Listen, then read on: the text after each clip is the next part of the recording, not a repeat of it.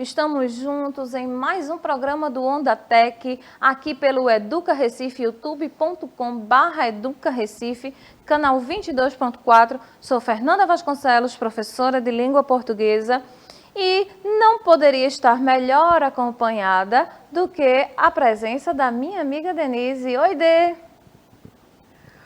Oi, Fernanda, boa noite. Boa noite, gente. Mais uma segunda-feira, a primeira segunda-feira de setembro. Uma boa noite.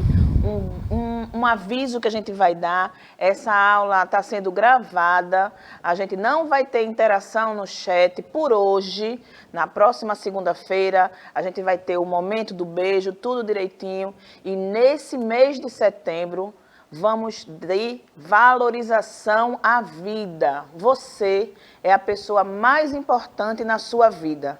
E não tem coisa mais importante na vida do que investir em você mesmo. Então, aproveita aí as dicas da professora Fernanda, presta atenção na aula. Se tiver dúvidas, deixa aqui no chat, que na próxima aula ou durante aí a semana, a professora entra e tenta tirar essas dúvidas, tá bom? Vamos lá? Isso aí, Denise, reforçando que qualquer dúvida que vocês tiverem sobre respostas das questões, por que não podia ser essa, por que não podia ser a outra, pode deixar lá no YouTube, deixa também o seu like para dar uma valorizada na aula da gente e coloca lá a sua dúvida. Eu me comprometo em entrar no YouTube e fazer essa interação que infelizmente hoje não está ao vivo, mas nem por isso eu vou deixar de mandar um beijo. Hoje o beijo vai especial para minha mãe, para meu pai e para minha filha Maria Luísa, certo? Aproveitando que Denise falou sobre essa questão da valorização da vida, de nós sermos as pessoas mais importantes para nós mesmos, eu trouxe uma reflexão de Manuel Bandeira, certo? Eu sempre digo para vocês que é muito importante a gente ficar assim, ó, coladinho com esse pessoal. A gente já se familiarizou com Cora Coralina, Cecília Meirelles, Drummond, começamos muito bem com João Cabral de Melo Neto e hoje a gente traz essa reflexão sobre a vida, sobre como nós estamos vivenciando cada momento que nós temos, sobre como nós aprendemos que cada momento junto da nossa família, junto daqueles que amamos, é importante para nós e para eles. E Bandeira traz para a gente esse poema Andorinha. Só dando uma contextualizada, Manuel Bandeira teve uma vida muito sofrida. Ele passou toda a sua trajetória esperando pela morte, porque ele teve tuberculose e os médicos sempre o desenganaram, sempre disseram que ele ia ter pouco tempo de vida, mas Manuel Bandeira não teve tão pouco tempo de vida. E durante esse período, como eu falei para vocês, essa trajetória de vida, ele fez muitas reflexões e muitos questionamentos sobre a vida. E ele começa em Andorinha dizendo o seguinte: Andorinha lá fora está dizendo: passei o dia à toa, à toa. Andorinha, Andorinha, minha cantiga é mais triste. Passei a vida à toa, à toa. Então, gente, muitas vezes nós estamos em momentos difíceis, dificuldade. Todos nós temos e todos nós passamos por elas. O que a gente não pode é fazer da vida inteira uma dificuldade. Então, Bandeira mostra para a gente que, enquanto a Andorinha diz que passou o dia à toa, ele vai dizer o que é o dia em relação a você passar uma vida à toa. Então, façam valer cada momento da sua vida. Valorize a sua vida. Você é importante para si próprio. E aí a gente vai começar esse trabalho, essa jornada do Onda Tech, da aula de hoje, com o descritor 21. Vou sempre reforçar para vocês. Quero todos muito familiarizados, bem assim, ó, coladinhos, que nem vocês ficam comigo e com Denise aqui, porque a gente é sucesso. Quero que vocês fiquem desse mesmo jeito com os descritores. Gente, o que é descritor? Descritor nada mais é do que o que vai ser trabalhado, do que o que a questão está pedindo. Então, quando você vai fazer uma prova, você precisa ler o enunciado. E aquele enunciado, ele vai trazer a problematização, ou seja, o que é que precisa ser resolvido naquela questão, porque todo problema, ele precisa ser resolvido. Então, o descritor 21, ele fala para a gente reconhecer posições distintas entre duas ou mais opiniões relativas ao mesmo fato ou ao mesmo tema. Percebam que eu estou dando ênfase à questão de posições distintas. O que são posições distintas? São posições diferentes. Gente, é muito importante quando você vai fazer uma interpretação de texto, você saber que sobre aquele tema que você vai falar, outras pessoas já falaram, já leram, já escreveram, e cada um de nós podemos ter uma percepção, uma opinião diferente daquilo que foi colocado. Mas é muito importante que você veja e que você siga o que é que o enunciado está pedindo, se é a sua opinião, se é a opinião do autor, certo? Onde essas opiniões coincidem ou onde essas opiniões elas vão divergir, tá certo? Então, nesse caso, eu estou trabalhando com posições distintas, ou seja, posições diferentes. E a primeira questão, ela traz para a gente o mapa da devastação, certo? Mapa da devastação. A Organização Não Governamental SOS Mata Atlântica e o Instituto Nacional de Pesquisas Espaciais terminaram mais uma etapa do mapeamento da Mata Atlântica. O estudo, iniciado em 1990, usa imagens de satélite para apontar o que restou da floresta, que já ocupou 1,3 milhão de quilômetros quadrados, ou 15% do território brasileiro. O Atlas mostra que o Rio de Janeiro continua o campeão da motosserra. Nos últimos 15 anos, sua média anual de desmatamento mais do que dobrou. Então, prestem atenção, porque esse texto, ele vai trazer uma situação negativa, certo? Ele vai mostrar a questão de como está a Mata Atlântica no Rio de Janeiro, como é essa questão da devastação, e é aspecto negativo. Segundo o texto, há qualquer coisa no rio, no ar do rio, além de favelas. Nem só as favelas brotam nos morros cariocas. As encostas, cada vez mais povoadas no Rio de Janeiro, disfarçam o avanço do reflorestamento na crista das serras, que espalha cerca de 2 milhões de mudas nativas da Mata Atlântica em espaço equivalente a 1.800 gramados do Maracanã. Minha gente, o Maracanã é enorme. Vocês imaginem 1.800 vezes a mais do que o tamanho real dele. O replantio começou há 13 anos para conter vertentes ameaçadas de desmoronamento. Fez mais do que isso, mudou a paisagem. Vista do alto, ângulo que não faz parte do cotidiano de seus habitantes, a cidade aninha-se agora em colinas coroadas por labirintos verdes, formando desenhos em curva de nível como cafezais. Então, pessoal, vê só, antes de eu passar para a resolução da questão propriamente dita, eu queria chamar a atenção de vocês, mais uma vez, para as outras disciplinas, para o conteúdo que a gente chama de interdisciplinar. A língua portuguesa, ela não se faz por si só. Ela está presente em todas as outras disciplinas que você for estudar, certo? Então, desde os primeiros dias de aula e na segunda aula da semana passada, eu sempre falei para vocês, gente, vamos prestar atenção em geografia, em ciências, em história, porque os textos que nós trabalhamos em língua portuguesa, se você tem esse conteúdo, se você tem essa bagagem de conhecimento, vai facilitar o seu entendimento, certo? Então, o que é que a questão diz? A questão diz o seguinte: uma declaração do segundo texto que contradiz, percebam que eu enfatizei, ou seja, que eu dei destaque à palavra contradiz. O que é contradizer? é que se opõem, que têm uma ideia oposta, diferente, certo? Então, muito cuidado, porque vocês vão estar tratando de informações de dois textos que têm pontos de vista, que têm informações bastante diferentes, tá? Então, uma declaração do segundo texto que contradiz o primeiro é: a Mata Atlântica está sendo recuperada no Rio de Janeiro, alternativa A. As encostas cariocas estão sendo cada vez mais povoadas, B. As favelas continuam surgindo nos morros cariocas, C.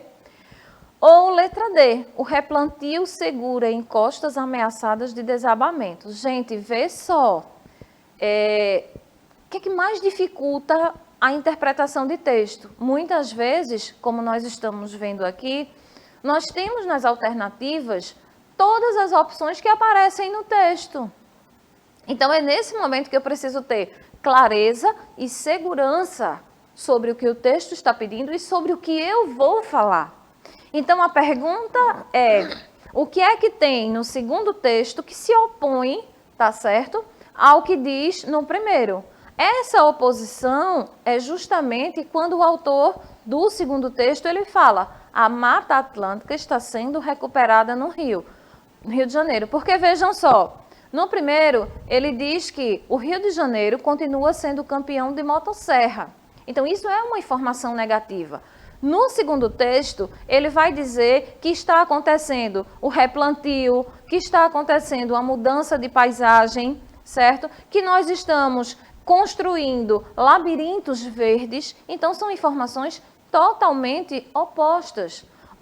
Em um eu vou dizer que está destruindo, no outro eu vou dizer que esse replantio faz ressurgir a esperança, que faz acontecer o reflorestamento, certo? Então, primeira questão, letra A. Segundo, continuo trabalhando o descritor 21. Continuo trabalhando textos que se opõem, textos que tratam do mesmo tema, mas que trazem opiniões diferentes, ok?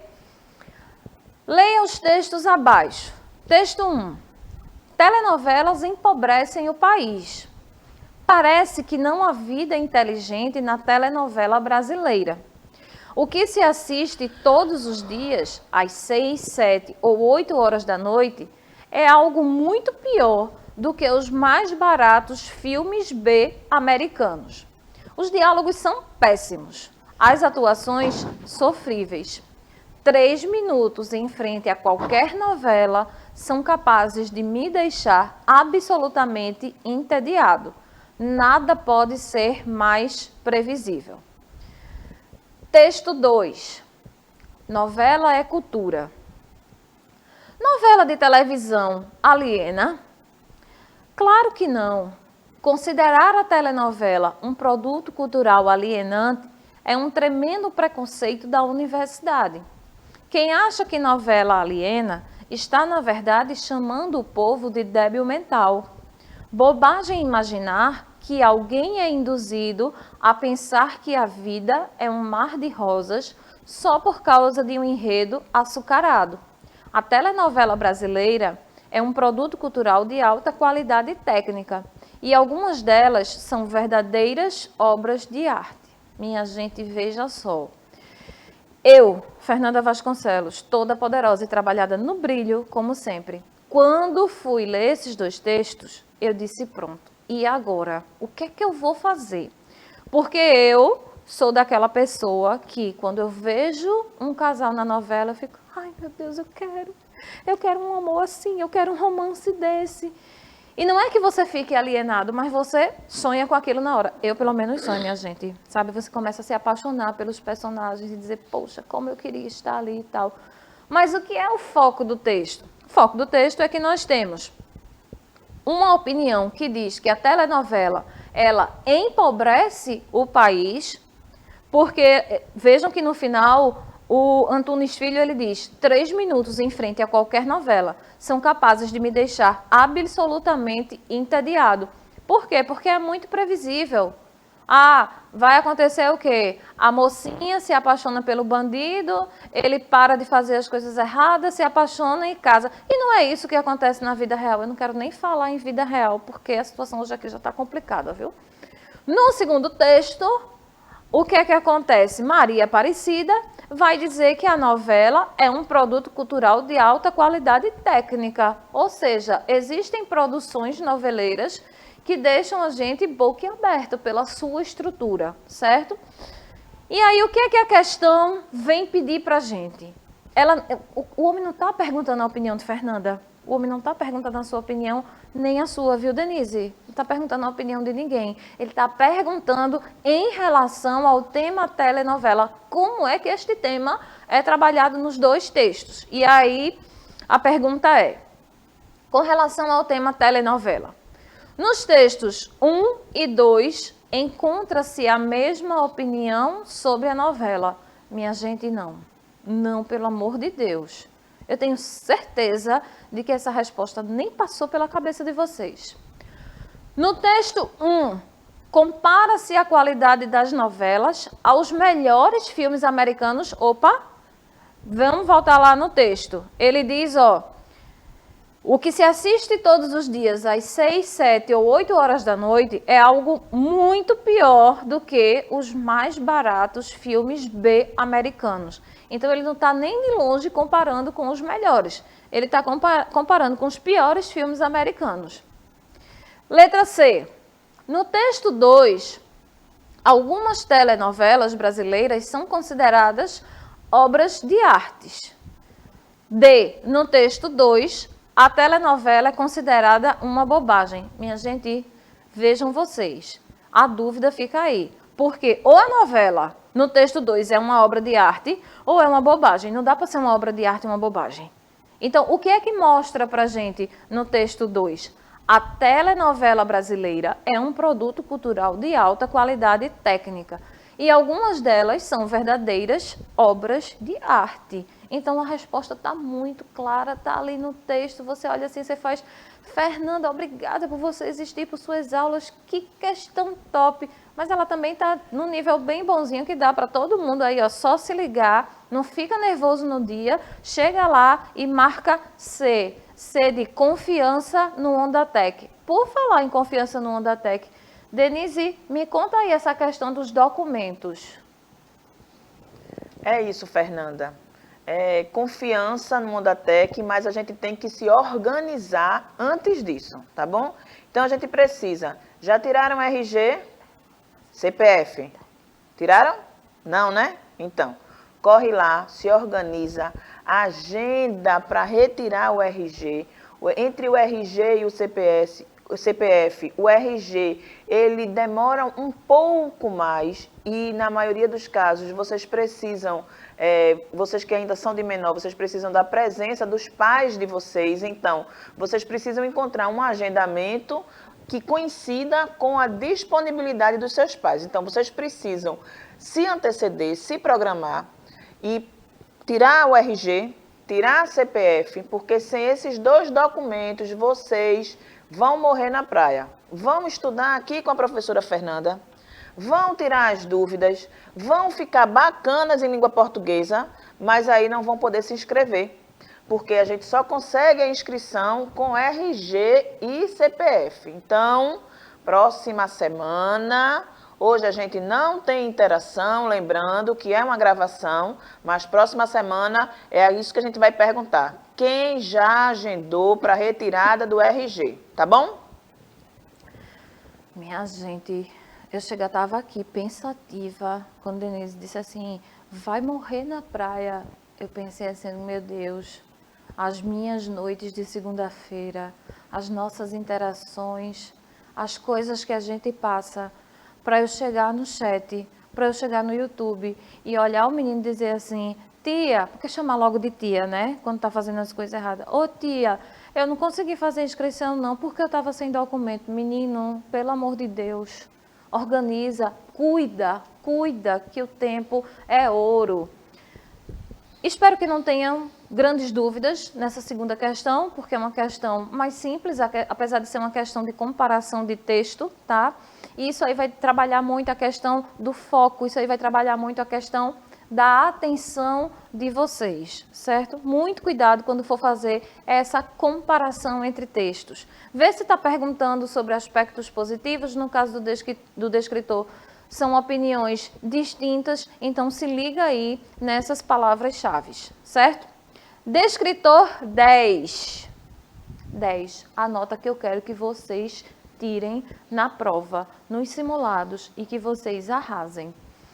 Identificar o conflito gerador do enredo e os elementos que constroem a narrativa.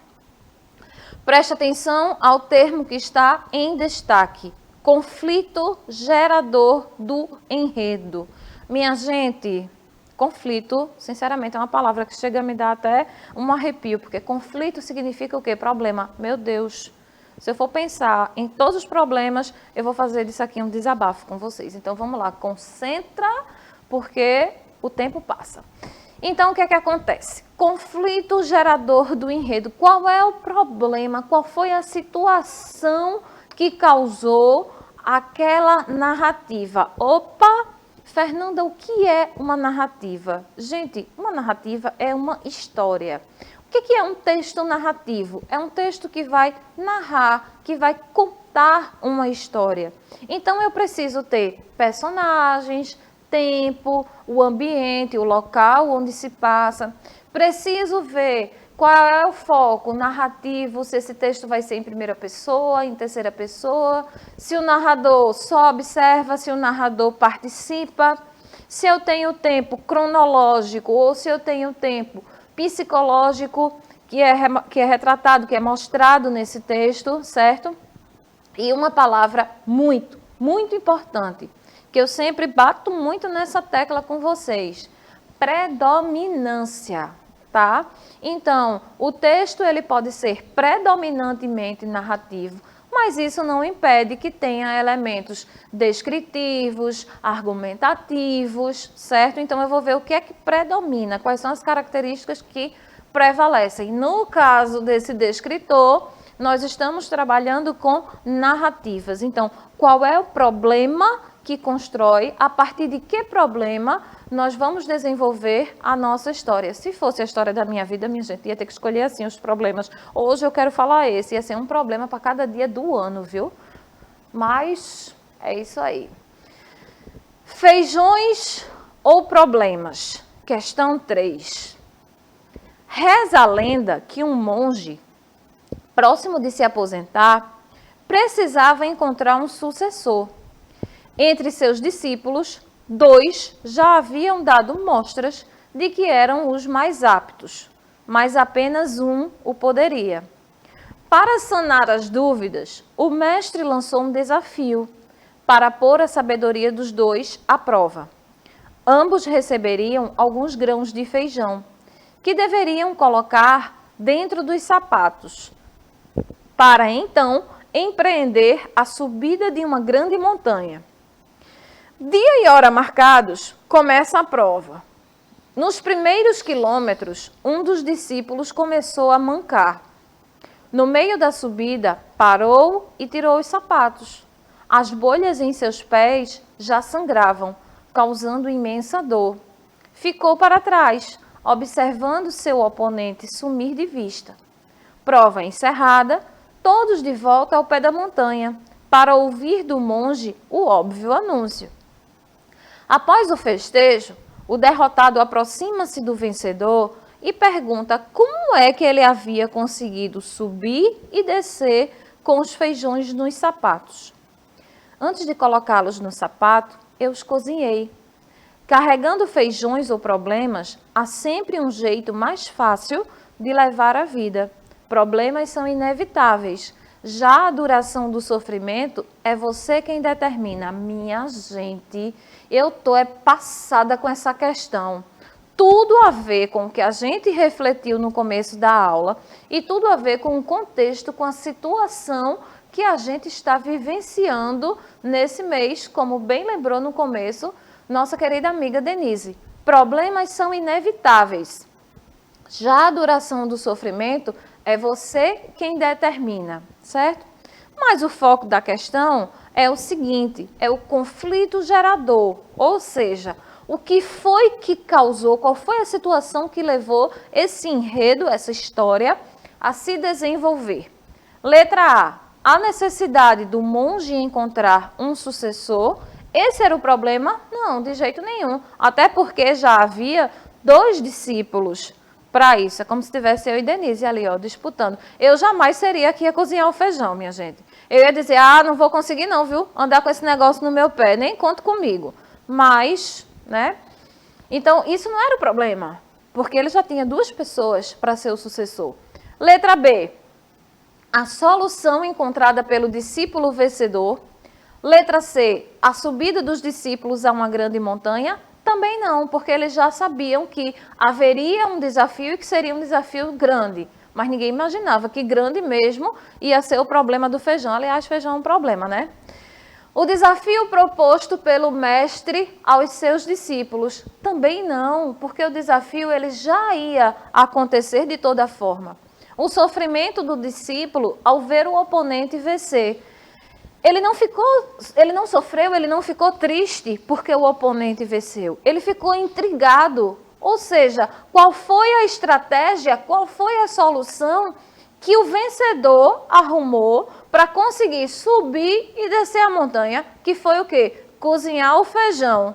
Né? Onde ele arrumou gás, eu não sei, mas ele conseguiu cozinhar o feijão. Então, o conflito gerador foi justamente como é que esse cara conseguiu arrumar uma solução para subir e descer. Então, esse foi o grande problema. Então, a resposta dessa questão, letra B.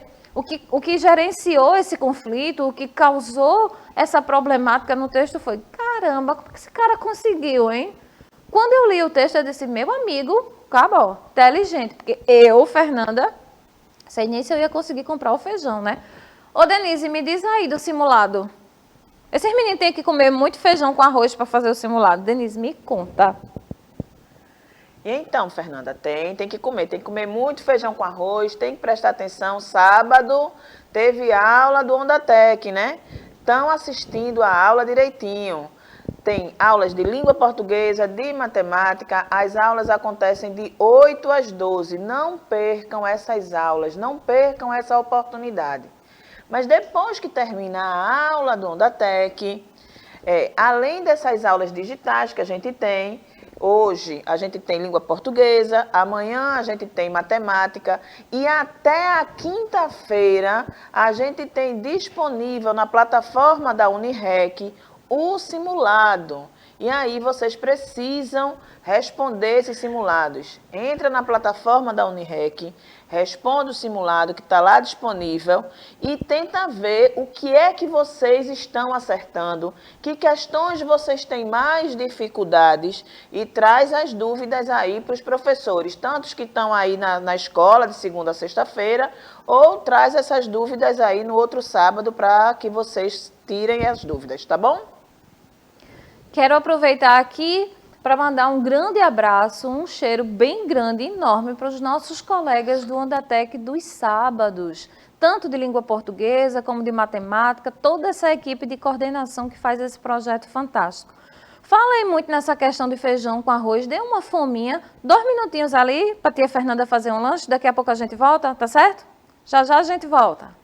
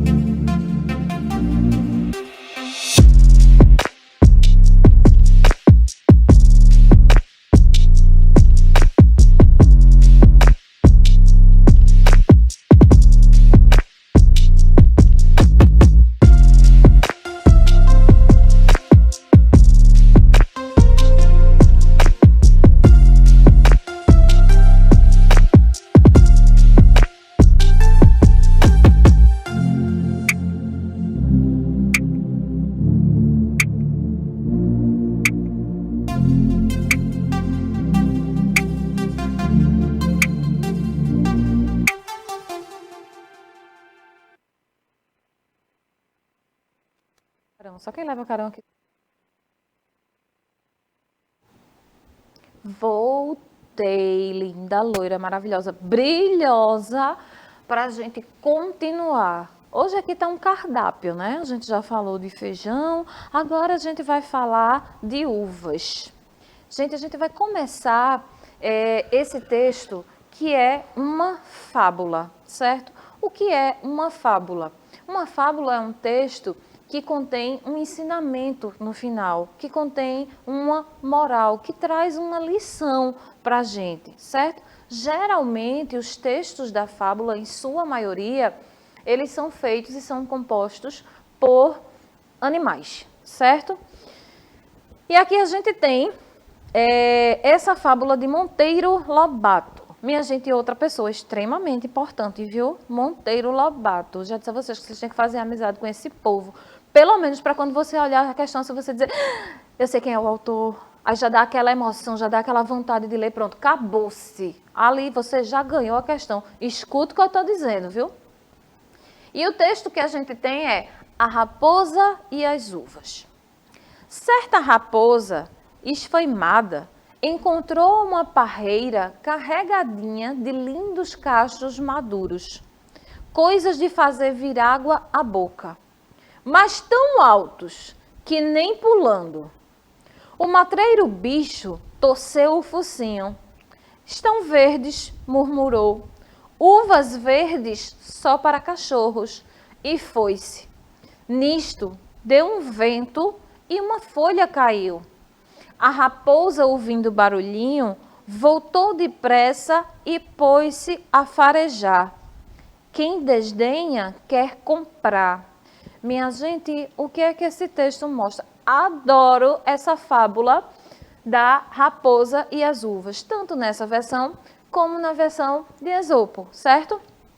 Por quê? A moral, a lição, o ensinamento que esse texto traz para a gente é quem desdenha quer comprar. Sabe aquela coisa assim que você passa assim, ó, chegando, aí o outro vai olhar, faz...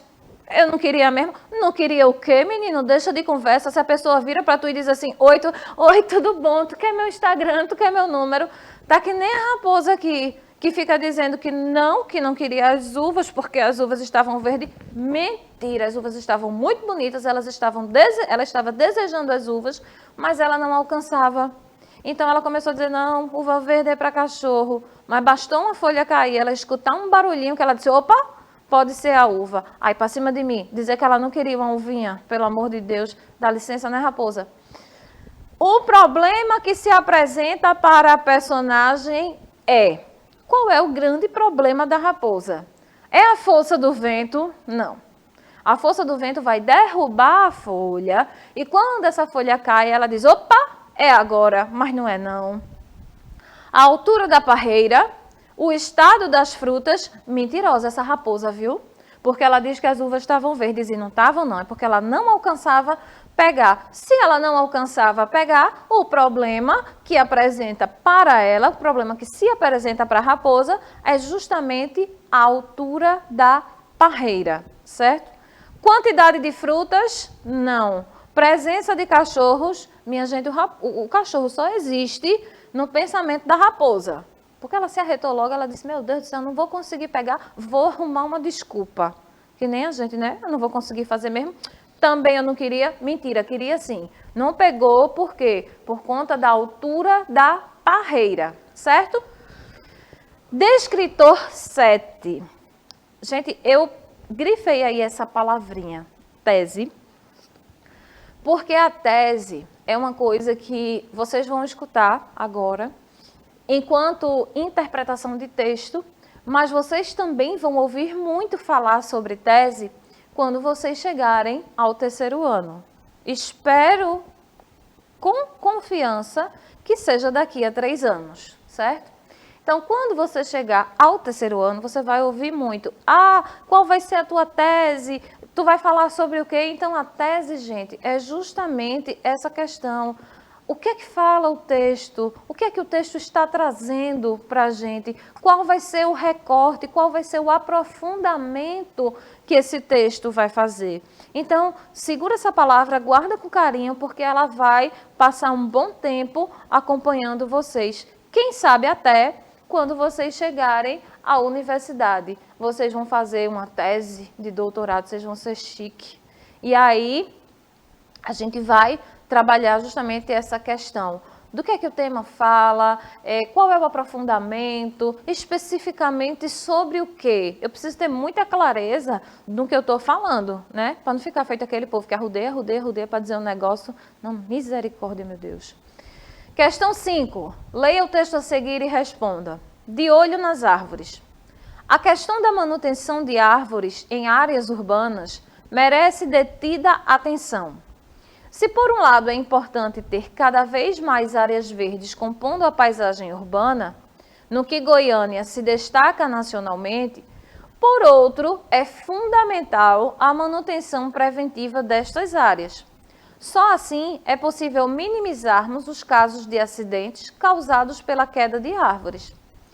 Reportagem nessa edição dá um contorno numérico ao problema.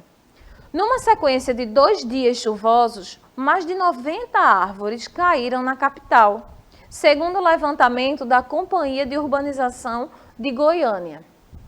Trata-se de um risco também presente na estiagem, visto que, de janeiro a agosto, foram 464 árvores podadas ou retiradas.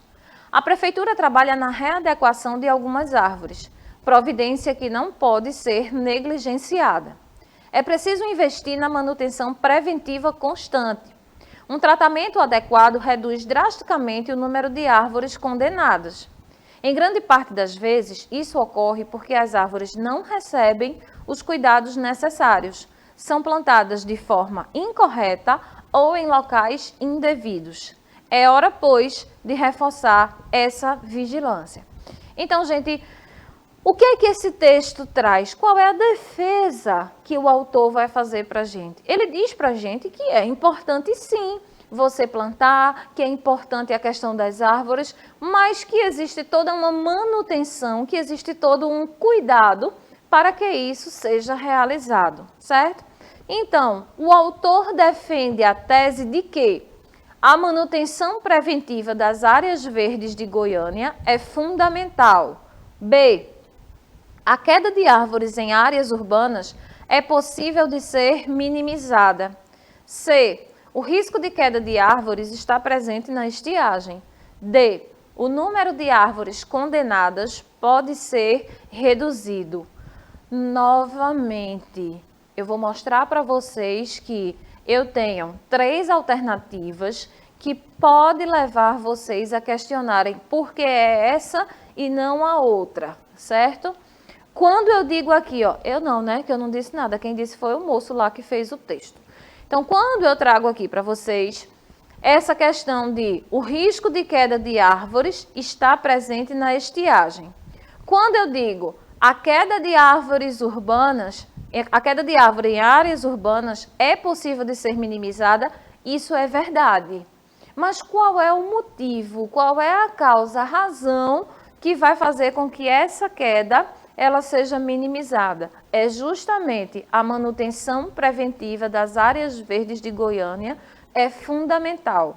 Se eu tiver essa manutenção preventiva, se eu tomar essas precauções, eu vou conseguir sim resolver esse problema.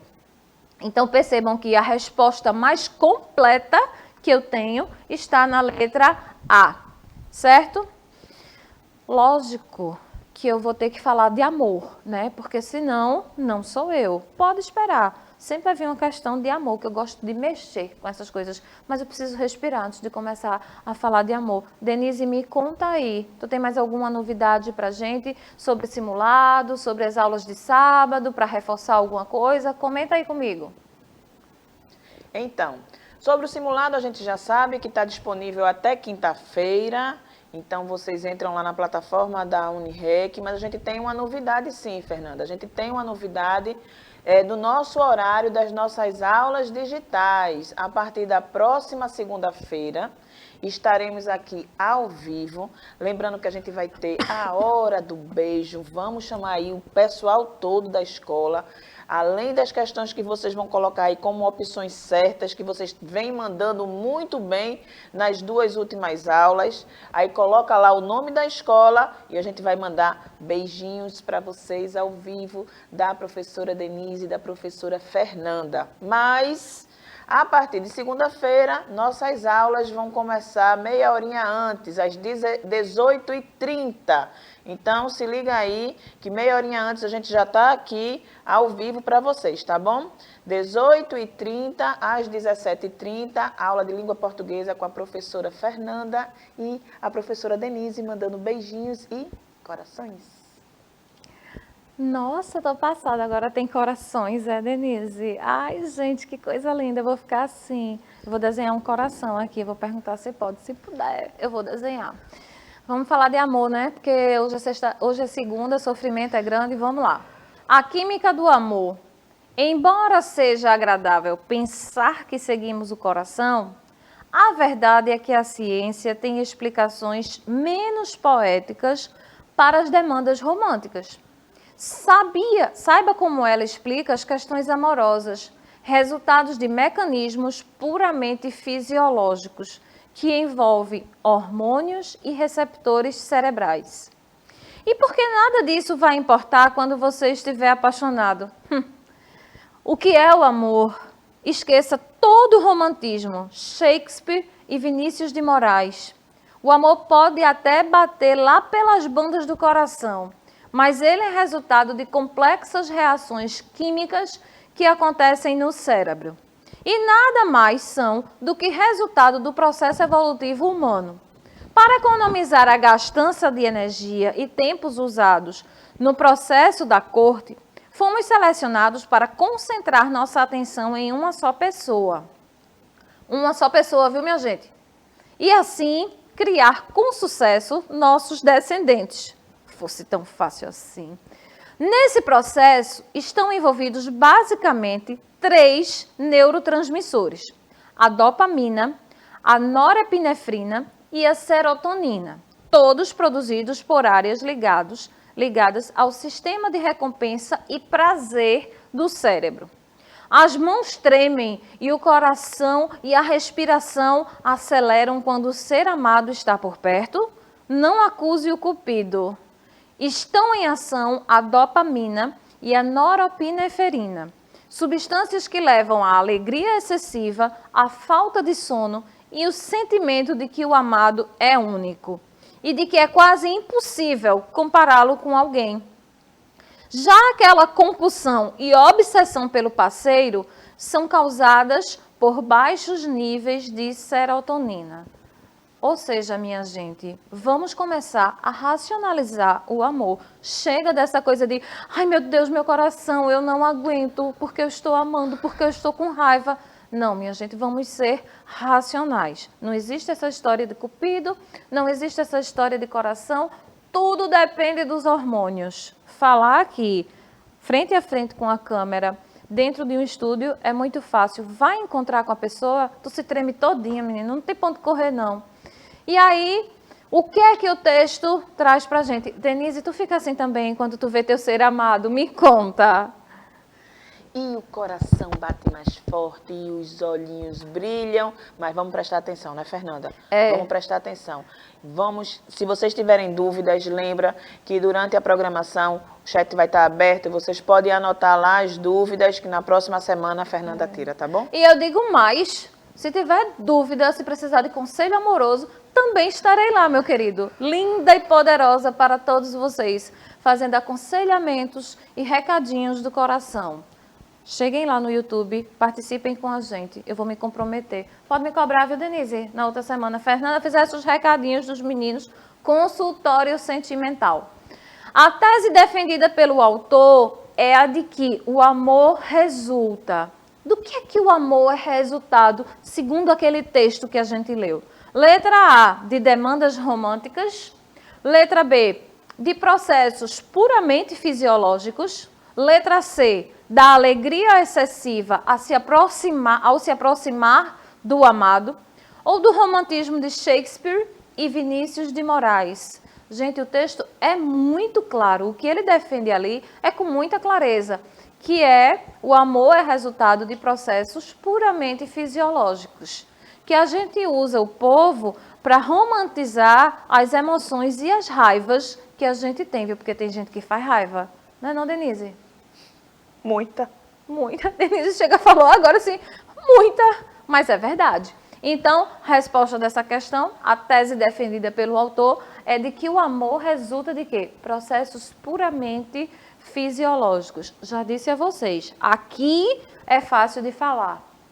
Mas quando você está apaixonado, minha gente, fica romântico até você andar de BRT com o seu amado. Descritor 8.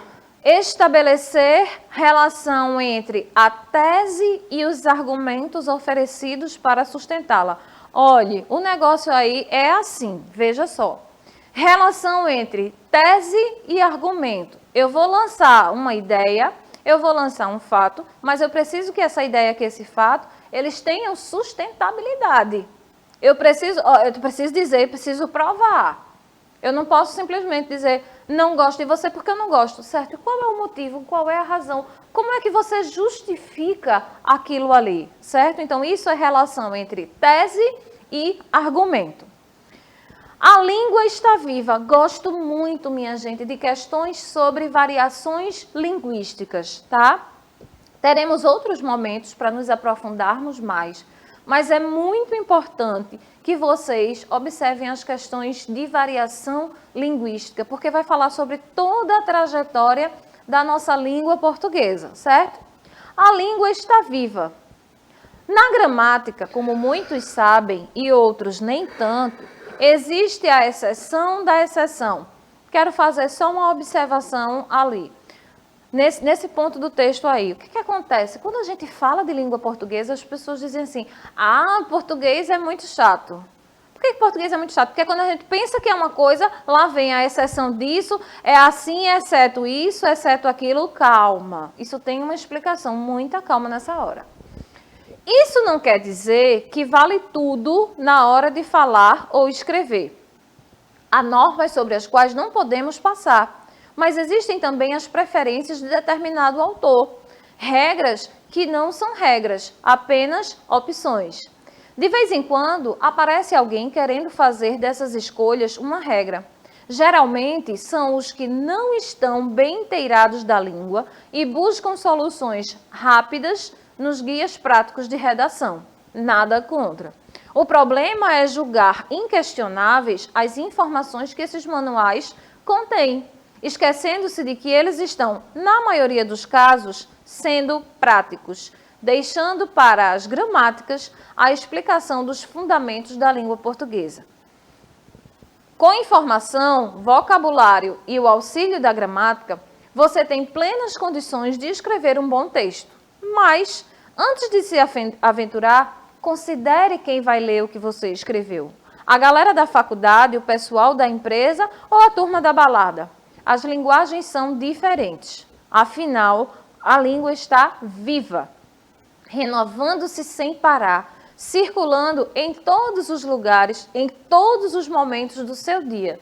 Estar antenado, ir no embalo, baixar um arquivo, clicar no ícone, mais que expressões, são maneiras de se inserir num grupo, de socializar-se.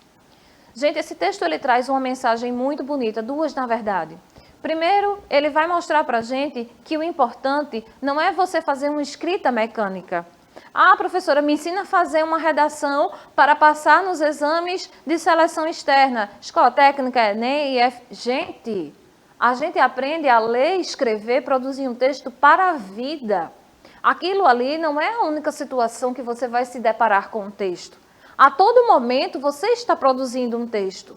Até mesmo quando você diz um oi, um bom dia, um tudo bem, você está interagindo com a outra pessoa, você está ali produzindo um texto. Então, é muito além do que você simplesmente chegar e dizer tem que ter 2 parágrafos, tem que ter introdução, tem que ter conclusão. Você tem que aprender a escrever para a vida, certo? A tese da dinamicidade, ou seja, da capacidade de mudança da língua, comprova-se pelo fato de que as regras gramaticais podem transformar-se em exceção? Não. A gramática permite que as regras se tornem opções? Também não. A língua se manifesta em variados contextos e situações. Exatamente, gente. Qual é a pergunta? A tese da dinamicidade, ou seja, o que é que torna a língua dinâmica? O que é que provoca esse uso da língua em determinadas situações, com determinadas adequações? Justamente essa questão dela poder variar de contexto, de níveis, dependendo de com quem você vai falar, para quem você vai escrever. Os manuais de redação são práticos para criar ideias. Essa informação não é falsa, mas não é relativa ao que eu estou colocando na pergunta. É possível buscar soluções práticas na hora de escrever? Sim, mas não é isso que vai fazer a questão da dinamicidade da língua, certo? Questão 8. Leia o texto abaixo e responda. Cultura e sociedade. A importância da água tem sido notória ao longo da história da humanidade, possibilitando desde a de rios e lagos até o desenvolvimento de grandes civilizações, através do aproveitamento da grande sociedade moderna. No entanto, tem se destacado pelo uso irracional dos recursos hídricos, a poluição dos reservatórios naturais e a radical intervenção nos ecossistemas aquáticos, de forma a planeta mais a própria natureza humana, certo? Um argumento que sustenta a tese, ou seja, uma argumentatividade, um porquê que vai sustentar aquela tese, de que a sociedade moderna tem utilizado de forma irracional, ou seja, indevida, inadequada, seus recursos hídricos, é que a água acompanha a história através dos séculos, a água possibilitou o surgimento de grandes civilizações, a importância da água é reconhecida ao longo da história, o equilíbrio biológico do planeta está em grande risco, o homem tem sempre se fixado às margens dos rios. Bater de novo no mesmo ponto, na mesma tecla. Eu tenho respostas que são encontradas facilmente no texto. Eu tenho aqui, ó, em todas essas alternativas, informações que estão presentes lá no texto, mas eu preciso estar ligado ao que está sendo perguntado lá no enunciado. O que é que o enunciado pergunta? Um argumento que sustenta a tese de que a sociedade moderna tem utilizado de forma indevida. Então, qual é esse argumento que mostra que essa sociedade tem usado indevidamente, irracionalmente, a questão dos recursos hídricos? Que é o quê? O equilíbrio biológico do planeta está em grande risco. É só você se antenar, é só você se ligar. Por que é que esse equilíbrio biológico está em grande risco? Porque se está fazendo um uso irracional, certo? Próximo descritor 9. Diferenciar as partes principais das secundárias em um texto, ou seja, as informações mais importantes daquelas que fazem parte do texto, mas que não são tão decisivas e tão definitivas para a gente chegar a uma resposta. A Carta de Pero Vaz de Caminha. A carta conhecida como Carta de Pero Vaz de Caminha é também conhecida como Carta ao Rei Dom Manuel, sobre o achamento do Brasil. É um documento no qual Pero Vaz de Caminha registrou suas primeiras impressões sobre a terra descoberta. Vaz de Caminha era escrivão da frota de Pedro Álvares Cabral e redigiu essa carta para Dom Manuel para comunicar-lhe o descobrimento das novas terras. A carta é o exemplo típico do deslumbramento dos europeus para com o novo. No caso, o Novo Mundo, como eram chamadas as Américas. Caminha documenta algumas características físicas da terra encontrada e o momento em que viram um monte, denominado logo depois por Pedro Álvares Cabral como Monte Pascoal. Logo após isso, ele narra o desembarque dos portugueses na praia e o primeiro contato com os índios, onde praticam o primeiro escambo, troca de mercadorias. Ele, Vaz de Caminha, narra também a primeira missa realizada na Terra Descoberta. Em 2005, este documento foi inscrito no programa Memória do Mundo da Organização das Nações Unidas para a Educação, Ciência e Cultura, UNESCO. O trecho que contém a informação principal, gente, presta atenção, concentra aqui. Informação principal. Significa que você pode sim encontrar outras informações que estejam relativas ao texto, mas eu quero aquela que é a mais importante, que é a principal. Um documento no qual Pero Vaz de Caminha registrou suas primeiras impressões sobre a Terra Descoberta não é esse trecho. Vaz de Caminha era escrivão da frota de Pedro Álvares Cabral. Nesse momento, isso não vai fazer tanta diferença, isso não vai passar a ser a resposta principal, a informação principal. O momento em que viram um monte, denominado logo depois por Pedro Álvares Cabral como Monte Pascoal, certo? Então, isso aí, gente, é uma possibilidade, é uma resposta, tá certo? Que vai trazer a informação que a gente precisa, ou seja, é a partir dali que tudo começa, certo? E para a gente terminar, a última questão, a gente vai continuar com o mesmo descritor, certo? E a questão diz o seguinte, leia o texto abaixo. Muitos dizem ser necessário estudar em um ambiente silencioso, sem distrações. No entanto, para alguns, o estudo em um ambiente tranquilo também pode ser tedioso e não render em nada. Por isso, apoiamos aqueles que gostam de músicas para estudar. Embora alguns estudos digam que ouvir música não é bom para estudo, acreditamos que ouvir música é uma boa alternativa para estudar calmamente. Você pode criar um ambiente tranquilo, onde você pode ser produtivo estudando sem ser em um silêncio absoluto. A música também ajuda a elevar o seu humor e motivá-lo a continuar. E tem alguns que dizem que ajuda na memorização e no ânimo para estudar. Mas o desafio é escolher as músicas para estudar. Se você escolher o tipo errado de música, você pode acabar se distraindo com ela em vez de melhorar a sua concentração para estudar para as próximas provas. Comigo isso não funciona, viu, minha gente? Porque ou eu me concentro em estudar, ou eu me concentro em ouvir a música. Porque eu vou começar logo a cantar a música e pronto, vai embaralhar tudo. O trecho que apresenta a informação principal desse texto é: muitos dizem ser necessário estudar em um ambiente silencioso. É uma informação do texto, mas não é a principal. Acreditamos que ouvir música é uma boa alternativa para estudar calmamente. Letra C. E tem alguns que dizem que ajuda na memorização. Letra D. Se você escolher o tipo errado de música, você pode acabar se distraindo com ela. Percebam que todas são informações sobre o texto, mas a que é mais completa, a que se relaciona com o que a gente quer, com a informação principal, acreditamos que ouvir música é uma boa alternativa para estudar calmamente, porque aí ele vai mostrar que você nem deve não ouvir, ou nem que você deve só fazer as coisas ouvindo, mas que talvez isso seja uma boa alternativa. Denise, tuas considerações, teus recadinhos finais? Bom, gente, terminamos mais uma segunda-feira. Desta vez o nosso programa foi gravado, mas quando a gente estiver aqui no ar, vocês podem deixar as dúvidas aqui no chat. E lembra que você é a pessoa mais importante na sua vida. Próxima segunda-feira, a gente está aqui junto de novo, eu, a professora Fernanda Vasconcelos, e com horário novo, tá bom? Às 18h30. Até segunda-feira, sábado tem Onda Tech e até quinta-feira o simulado está disponível na plataforma Unirec.